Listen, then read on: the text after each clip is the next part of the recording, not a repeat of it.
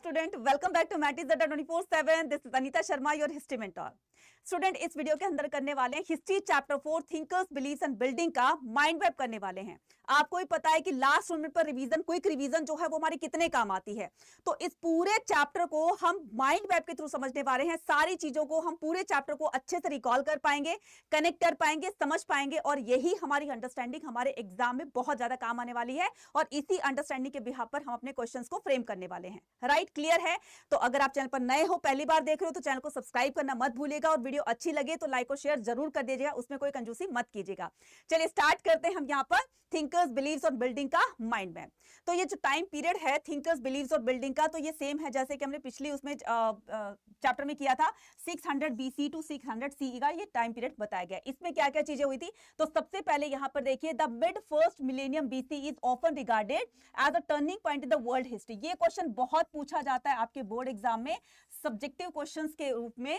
तो ये mid first millennium BC को वर्ल्ड हिस्ट्री में एक टर्निंग पॉइंट क्यों कहा गया, यानी कि इसमें ऐसे क्या चीज हुई थी जिसकी वजह से पूरे वर्ल्ड में एक कहते हैं ना कि टर्निंग पॉइंट आ गया था, कैसा मोड़ आया था। राइट, तो कैसा मोड़ आया था, कैसा टर्निंग पॉइंट आया था, तो इसमें इमर्जेंस ऑफ द थिंकर्स का इमर्जेंस हुआ था, such as the Zarathustra in Iran, Kongzi China से, सुक्रेत जो थे वो प्लेटो से, अरिस्टो ग्रीक से और महावीरा और गौतम बुद्ध जो थे वो इंडिया से थे। मतलब ये टाइम वो ऐसा था जिसमें थिंकर्स का इमर्जेंस होगा। अलग अलग वर्ल्ड की अलग अलग कंट्री में अलग अलग थिंकर्स यहाँ पर आएंगे, लोगों की सोच को बदलेंगे। जो पहले रीति रिवाज, जो रूढ़ी रीति रिवाज थे जिनसे लोगों को बिल्कुल फायदा नहीं हो रहा था, तो अब उस सोच को चेंज करेंगे, लोगों को एक नया रास्ता, एक अच्छा रास्ता, एक धर्म का रास्ता, सच्चा रास्ता दिखाएंगे। तो ये कौन थे? ये थिंकर्स थे।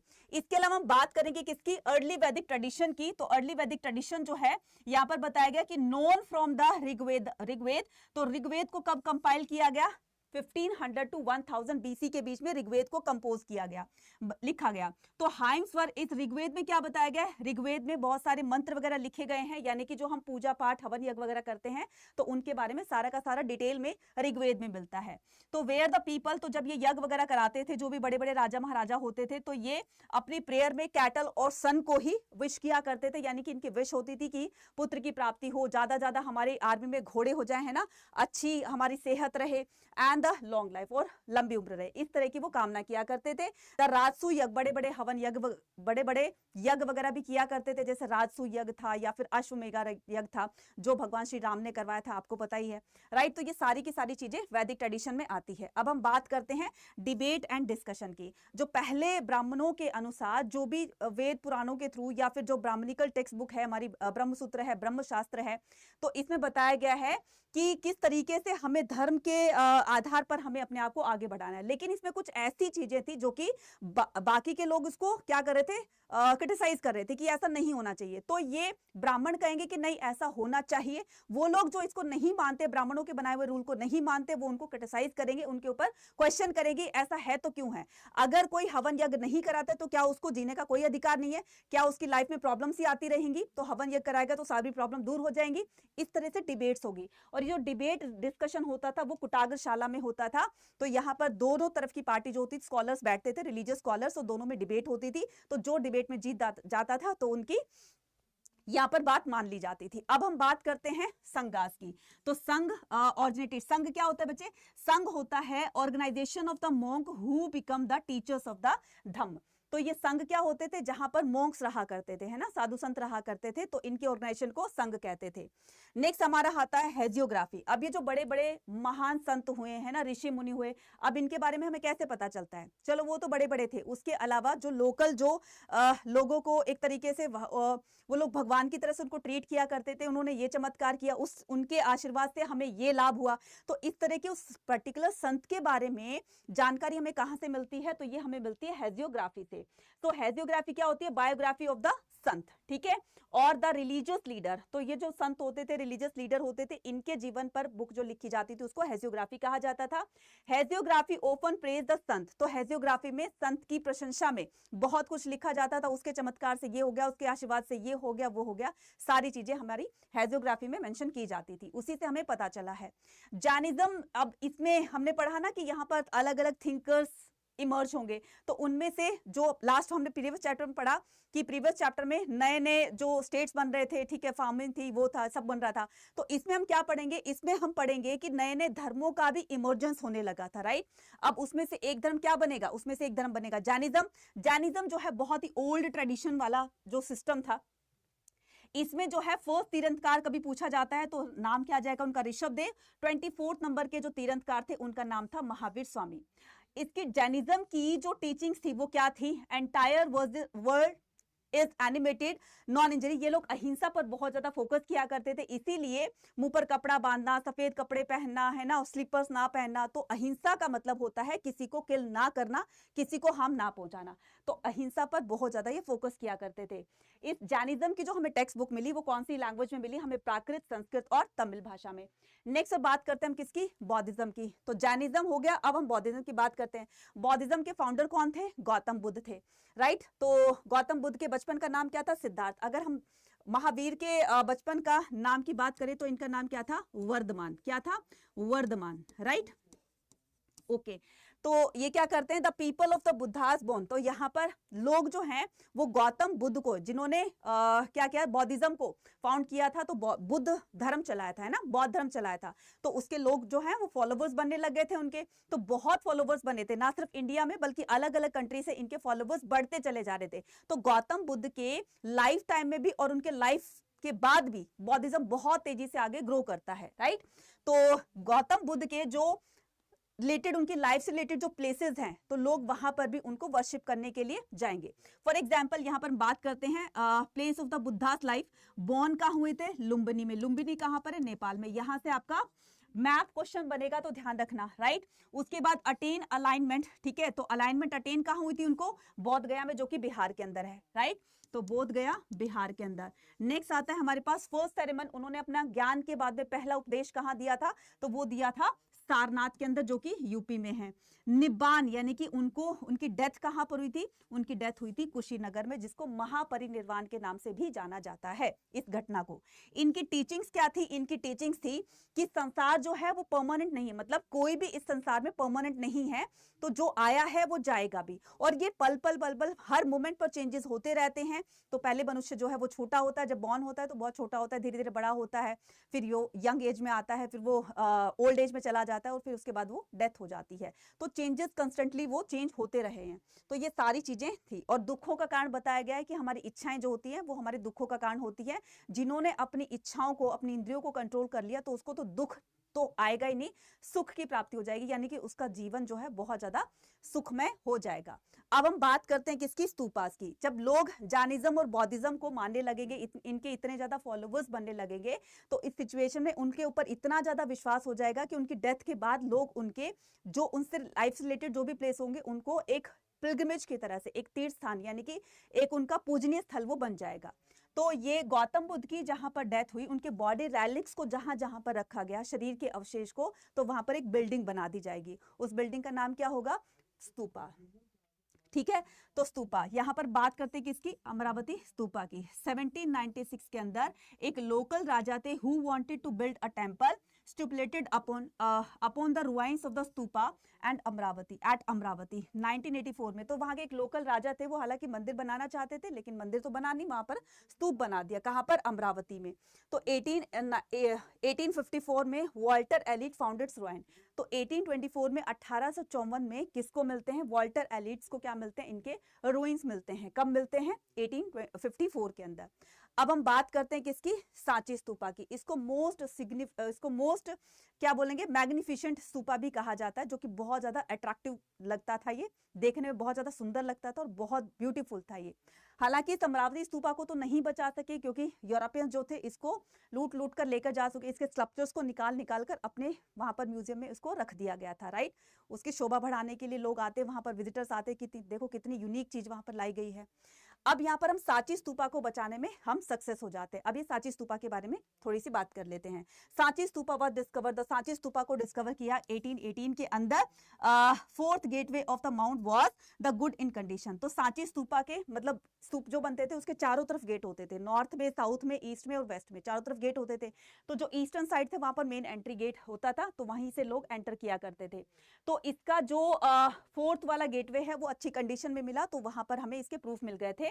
उसके बाद due to the preservation the role of the, तो इसके प्रिजर्वेशन में, इसके संरक्षण में किन लोगों का, एच कोल का, भोपाल की बेगम, शाहजहां बेगम का बहुत बड़ा कंट्रीब्यूशन रहा है कि हमने इस सांची स्तूपा को बचा लिया। और यूरोपियन जो इसको भी लूट कर ले जा रहे थे, इसके स्कल्पचर्स को निकालकर अपने म्यूजियम में रखने जा रहे थे, तो उनको रोका गया। एज इट इज पीओपी का बना करके उनको दिया गया, तो वो पीओपी का जो एज इट इज कॉपी थी उसको लेकर गए, और हमारी जो ये देश की धरोहर थी हमारी कंट्री में ही रह गई।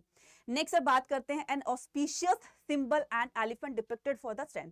ऑस्पिशियस सिंबल, तो यहाँ पर काफी तरह के सिंबल्स बताए गए हैं जो कि बौद्धिज्म से, जैनिज्म से रिलेटेड ना होकर के अदर चीज को ही यहाँ पर सिंबलाइज करती हैं। फॉर एग्जाम्पल यहाँ पर एलिफेंट का बताया गया है, तो एलिफेंट जो है वो मनुष्य के स्ट्रेंथ को, यानी कि ह्यूमन बीइंग की स्ट्रेंथ को और उसकी विजडम को शो करता है। अब हम बात करते हैं स्कल्पचर्स की, है ना। तो स्कल्पचर्स क्या होते हैं, स्कल्पचर्स होते हैं जैसे सांची स्तूपा में मैंने बताया ना अभी 4 गेट होते थे, है ना, इस तरीके से ये गेट बने होते थे, और गेट के बीचों बीच ये क्या होते थे, इस तरीके का डिजाइन बना होता था, है ना। इन डिजाइन के अंदर ना यहाँ पर कुछ बहुत सुंदर सुंदर सी मूर्तियां बनाई गई थी, इन्हीं को ही स्कल्पचर्स कहा जाता है। तो the sculpture at the Sanchi identify as the scene of the, तो हमें इन स्कल्पचर्स में वसंत तारा जातक का सीन दिखाई दिया। अब ये वसंत तारा जातक क्या है, उसमें एक जो राजा होता है वो अपना पूरा राजपाट एक ब्राह्मण को हैंडओवर करके जंगलों में निकल जाता है और बौद्धिज्म को यहाँ पर किसी भी मतलब बौद्ध धर्म को अपना लेता है। तो किसी भी तरह की उसकी लाइफ में कोई प्रॉब्लम ना हो, क्योंकि जब तक ये राजपाट रहेगा उसके पास तो टेंशन बनी रहेंगी, ये वो होगा, तो वो क्या करता है, पूरा राजपाट एक ब्राह्मण को देकर चला जाता है। अब ब्यूटीफुल, इसके अलावा जो है वसंत तारा जातका के अलावा beautiful women swinging from the edge of the gateway holding on to, तो इसके अलावा एक यहाँ पर फीमेल उसको भी दिखाया गया, एक विमेन को दिखाया गया झूला झूलते हुए, जिसके बारे में बताया गया है कि वो अगर किसी सूखे पेड़ को यहाँ पर टच करती है तो वो भी हरा भरा हो जाता है। तो इसको एक शुभ संकेत के रूप में इसको सिंबलाइज किया गया है। इसके अलावा सिंबल ऑफ वर्शिप, तो गौतम बुद्ध को पहले ना स्कल्पचर्स के रूप में उनको वर्शिप किया जाता था, है ना, मतलब सिंबल्स के रूप में उनको वर्शिप किया जाता था। तो सिंबल्स का मतलब होता है कि उनको उनकी फॉर्म को, यानी कि उनकी मूर्ति बनाकर नहीं, बल्कि उनके सिंबल्स को, फॉर एग्जांपल कि जहां पर उन्होंने अलाइनमेंट अटेन करी, बोधि वृक्ष के नीचे करी, तो बोधि वृक्ष का ही उनका एक पूजनीय स्थल बन गया, राइट। और वहां पर एक एम्प्टी सीट थी जहां पर गौतम बुद्ध जो है मेडिटेशन किया करते थे, तो लोग उसी को ही वर्शिप करने लग गए। तो इस तरीके से पहले उनको सिंबल के रूप में उनको वर्शिप किया जाता था। महापरिनिर्वाण अनदर, तो महापरिनिर्वाण यानी कि जब उनकी डेथ हुई तो उनके ऊपर स्तूप बनवा दिए गए जहां पर उनके बॉडी रेलिक्स रखे गए, तो उनको ही वो वर्शिप बना दिया गया, वर्शिप प्लेस बना दिया गया। इसके अलावा अगर हम व्हील की बात करें तो व्हील किसको सिंबलाइज कर रहा है, धर्म चक्र परिवर्तन को, जो पहले से धर्म चलता आ रहा है अब उसमें धीरे धीरे परिवर्तन होने लगा है, तो सिंबल्स को ही वो लोग वर्शिप किया करते थे। अब बात करते हैं हम स्तूपास की, है ना। तो स्तूपा में क्या करेंगे, स्तूप को कैसे बिल्ड कराते थे, कौन कराते थे, किनका कंट्रीब्यूशन होता था। बुद्धास बॉडीली रिमेन्स और the object use by him were buried there, तो गौतम बुद्ध के बॉडी रेलिक्स और जो वो चीज यूज किया करते थे सबको इकट्ठा करके और जगह जगह पर उनको क्या कर दिया गया, उनको रख दिया गया, और वहां पर क्या बना दिए गए, स्तूप बनवा दिए गए। स्तूप का अगर कोई भी क्वेश्चन आता है तो आप इस तरीके से स्तूप बना दोगे। यहाँ पर ये सेमी मोल्डेड पोर्शन होता था, इसके ऊपर एक बालकनी होती थी और यहाँ पर क्या होती थी, छतरी होती थी, राइट। तो ये स्तूप होते थे, ठीक है। स्ट्रक्चर ऑफ द स्तूपा, तो स्तूपा संस्कृत का क्या होता है बच्चे, स्तूपा जो है संस्कृत वर्ड है मीनिंग ऑफ हीप, ठीक है। स्तूप संस्कृत वर्ड है, इसका मतलब होता है हीप। हीप का मतलब होता है उभरा हुआ पोर्शन, जैसे आप कैमल में देखते हो ना तो उभरा हुआ पोर्शन होता है, तो उसको हीप कहा जाता है। तो originated simple and the semi, तो ये मैंने बताया ना इस तरह का स्तूपा होता था, राइट। और उसके अंदर हर्मिका होती थी, ऊपर क्या होती थी, छतरी होती थी। अब हम बात करते हैं यहाँ पर बौद्धिज्म के 2 समुदाय के, जिसको कहा जाता था, एक ब्रांच की जिसको कहा जाता था हीनयान और महायान। हीनयान जो था वो पुराना ट्रेडिशन था, महायान नया ट्रेडिशन था, ठीक है। तो इसमें यहाँ बताया गया है कि ओल्ड ट्रेडिशन को क्या बोलते थे, हीनयान बोलते थे। Theravadins path of the fold tradition respected teachers and the theories. अब इस पर बात करते हैं, this is the new way of this is the new way of the thinking is called Mahayana, literally the great vehicle. इसको हीनयान को लेजर व्हीकल कहा जाता था और महायान को ग्रेट व्हीकल कहा जाता था, and the older tradition as the Hinayana और द लेजर व्हीकल। अब हम बात करते हैं growth of the Puranic Hinduism. अब लोग जैनिज्म और बौद्धिज्म के टेम्पल्स स्तूपास बनाकर वहां वो वर्शिप करने लगेंगे। ऐसे हिंदू धर्म का भी इमर्जेंस होगा, जिसमें लोग जो हैं वो विष्णु गॉड को और लॉर्ड शिवा को वर्शिप करने लगेंगे, इनकी फॉर्म को वर्शिप करने लगेंगे। जैसे विष्णु जी के अवतार यहाँ पर बहुत बताए गए हैं, जैसे लॉर्ड कृष्णा है, लॉर्ड रामा है, तो लोग इनके जो अवतार होते हैं उनको भी वर्शिप करने लगेंगे। तो ये अलग तरीके का यहाँ पर धर्म जो है वो बनने लगेगा, जिसका नाम हिंदुइज्म होगा, और वैष्णोइज्म और शैविज्म के नाम से ये फेमस होगा। तो the growth of the Puranic Hinduism, Vaishnavism और शैविज्म, ये इसी में आ जाते हैं दोनों। टेम्पल्स वर कंस्ट्रक्टेड, ठीक है, टेम्पल्स जो है वो कंस्ट्रक्ट किए जाएंगे स्मॉल स्क्वायर रूम। तो जो पहले के टेम्पल्स होते थे वो बहुत छोटे होते थे, गुफाओं में ही बनाए जाते थे, और उनमें एंटर और एग्जिट करने के लिए सिर्फ एक ही गेट होता था, जिसको क्या कहा जाता था, गोपुनम कहा जाता था, राइट। और जहां पर मेन मूर्तियां रखी जाती थी उसको क्या कहा जाता था, उसको गर्भगृह कहा जाता था। अगर टेम्पल का स्ट्रक्चर पूछा जाए तो आपको क्या करना है, जहां पर हमारा एंट्री गेट होता है टेम्पल का, उसको क्या कहा जाता है, उसको गोपुरम कहा जाता है। उसको क्या कहा जाता है, गोपुरम कहा जाता है। गोपुरम के बाद यहाँ पर बड़ा सा हॉल आता है, उसको क्या कहा जाता है, मंडप कहा जाता है, जहां पर नाचना गाना बजाना चलता रहता है। मंडप के बाद एक छोटा सा रूम आता है जहां पर मेन डिटीज रखी जाती है, इसको गर्भगृह कहा जाता है। और गर्भगृह के ठीक ऊपर क्या होता है, यहाँ पर शिखर होता है, ठीक है, यहाँ पर क्या होता है, शिखर होता है। क्लियर। तो इस तरीके से टेम्पल का स्ट्रक्चर बता दोगे, राइट। आई होप आपको सारी चीजें एक बार दोबारा से रिकॉल हो गई है। क्विक रिवीजन का मतलब ही यही होता है कि सारी इंपॉर्टेंट चीजें जो हैं हम उसको जल्दी से रिकॉल कर लें, राइट।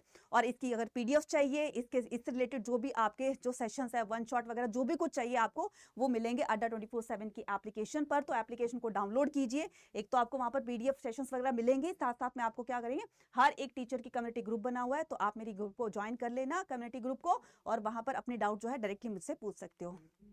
इसके अलावा सीयूटी एग्जाम के लिए ये हमारे प्रीमियम बैचेस है, महापैक है, आप इसमें एनरोल करिए और अपनी सीयूटी की एक अच्छी सी तैयारी लेकर जाइए, सो दैट कि इस बार सीयूटी का जो कंपटीशन होने वाला है वो बहुत बड़े लेवल पर होने वाला है। और इस तरीके से एक अच्छी तैयारी करके जाओगे, तभी जाकर बच्चे आप यूनिवर्सिटीज के बेस्ट कॉलेज में आप एडमिशन ले सकते हो। इसमें एनरोल करने के लिए मैक्सिमम डिस्काउंट पाने के लिए कूपन कोड यूज कर सकते हो Y489।